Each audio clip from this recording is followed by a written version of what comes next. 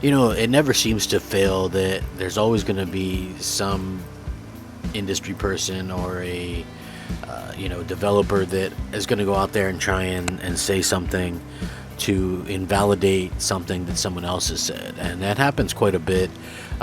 We're seeing that happen right now with this particular developer talking about Ratchet and Clank, saying that the rifts could easily have been done on the PlayStation 3. And this guy is from Traveler's Tales, basically. So if you don't know who Traveler's Tales is, they're the ones who do the Lego games. And I don't know, I just find this all a little bit suspect that he's kind of going in on this, especially since I've experienced Ratchet and Clank Rift Apart, and I think it's absolutely mind-blowing. And obviously, if it could have been done on the PS3, why would they have not put it on the PS4? You know what I mean? With so many people lacking the ability to actually get, a PS5, you could have put that on the PS4.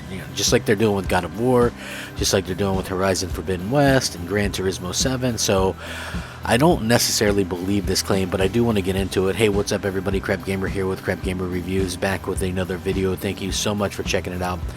Please like, share, subscribe. I would appreciate it. That's pretty much all I ask for in this crazy world is, if you enjoy the content, and maybe consider liking it. That's pretty much all I can ask. Now, with that being said, according to this, Ratchet and Clank's rifts could have quote-unquote easily been done on the PS3, claims Traveler's Tales founder. John Burton says Insomniac's claim that only the PS5 could pull it off is misleading. The founder of Traveler's Tales has claimed that the rift effects in Ratchet and Clank Rift Apart don't need the PlayStation 5 solid-state drive to work, and could easily, quote-unquote, have been accomplished on hardware from 2 generations ago.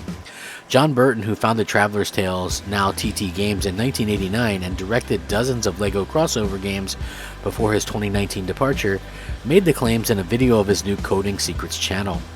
Burton accuses Ratchet developer Insomniac of being somewhat, quote-unquote, misleading when it claimed the portal traveling mechanic would not have been possible without the solid-state drive of the PlayStation 5.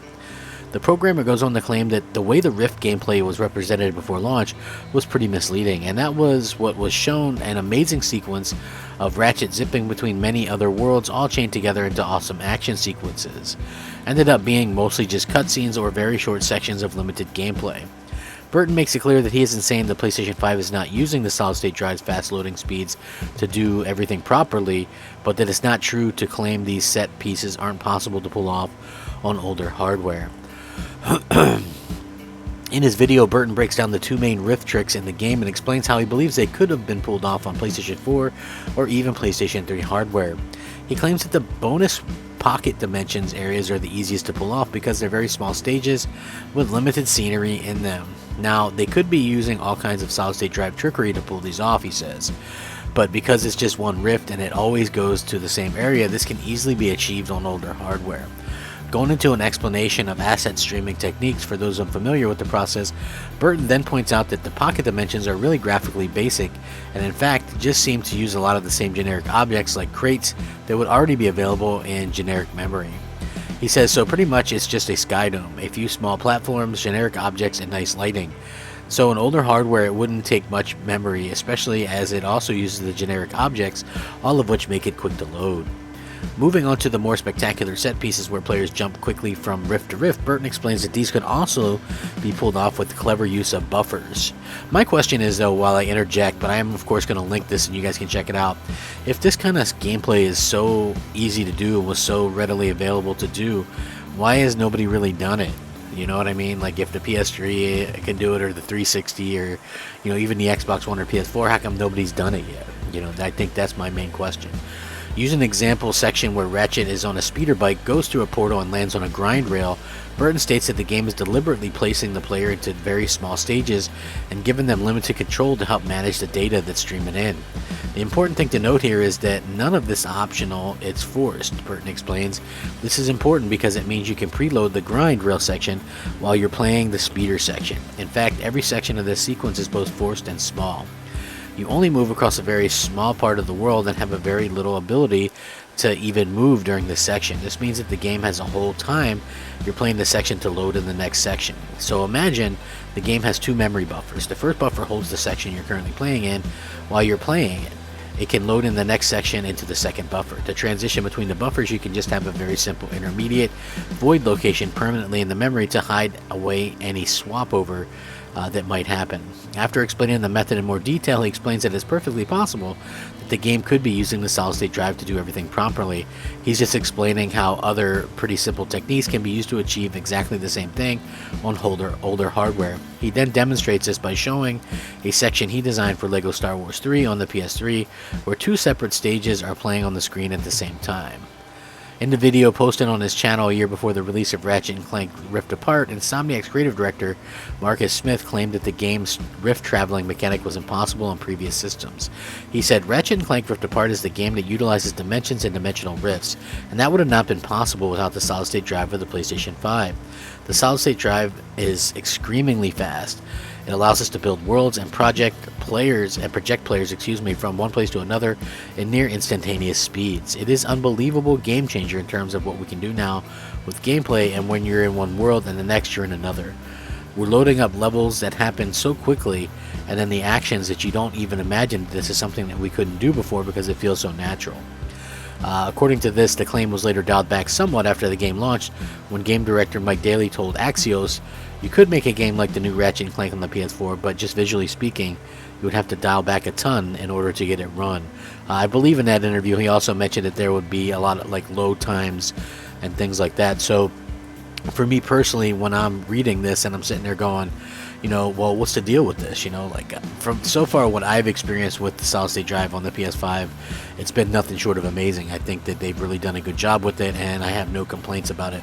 Ratchet & Clank seem to really showcase what it can do, and like I said, I've never experienced a game like that before. So I'm going to probably go out on a limb here and say that, it's one of those situations where I'm going to believe the actual developers who made the game, because even this guy is saying they could have used a solid-state drive. Why wouldn't you? Why would you do a bunch of tricks and, a bunch of nonsense that seems so difficult to implement, especially considering, like I said, we don't see this kind of stuff before. So if it's so easy, why would they just not do it? I don't understand the thought process there. So for me personally, I tend to believe what Insomniac Games has out there saying, that hey, this can't be done on like the older hardware, and I just think that I can imagine like load screens. Okay, I'll give you guys a good example. So Half-Life, the original Half-Life or whatever, never made it to the Dreamcast due to the Dreamcast ending production or whatever, but they did end up with like a burned copy because I guess it was in production at one point for the Dreamcast. Now every so often, or every few steps or whatever, you'd get this loading thing, and you could hear it load on the Dreamcast. So I expect if you did try to even get this thing to run like that on the PS4, you would have skips and things like that. Like, I know, unless you were doing the tricks that this guy's talking about, like, you couldn't have done it the way that they did it with the solid-state drive, because there's literally like no load times in this game. It's just unbelievable, and it's that quick. So I have to kind of call BS on that, and I think that it's very interesting that, here we have this time later from a person who does LEGO games, and he's trying to basically talk about what's going on with these other type situations. I mean, he's not there. He's not the one that's actually going out there and, so to speak, you know what I mean? He's not the one that's making this game. So it's hard for me to really buy into anybody else being able to, say for sure or say for certain what's going to happen or what's been going on, because I do feel like it's a bit of a misnomer or whatever. So with that being said, try it for yourself. If you haven't tried it, or you're just like somebody that doesn't like PlayStation or whatever, and you're like, oh, see, trust me, do not take this guy's word as, the gospel, because as far as we know, anything can happen, and I've experienced this game. If you haven't experienced the game for yourself, I pretty much implore you to try it and see for yourself, because I think that that's something that obviously we're going to see a lot of people kind of continue to talk about this until something's happened. But for a game this early in the generation to take advantage of it, I think that that's a pretty brilliant thing, and they took much more advantage of this than, say, anything anybody else has done on any other platform so far. So I think that it, props to them for being able to get that out there and do that. And it is a phenomenal experience. I can't say enough good things about it. Is it even fully utilizing what it can do in the future? Probably not. They're going to continue to learn to get the best out of these things, and that's a very exciting prospect going forward. So I'm very excited to see exactly how this kind of ends up, and I'm also excited to see what you guys think about it, because that's also very important. So thank you guys very much for rocking out with me. Fact them up, rack them up. Crapgamer out.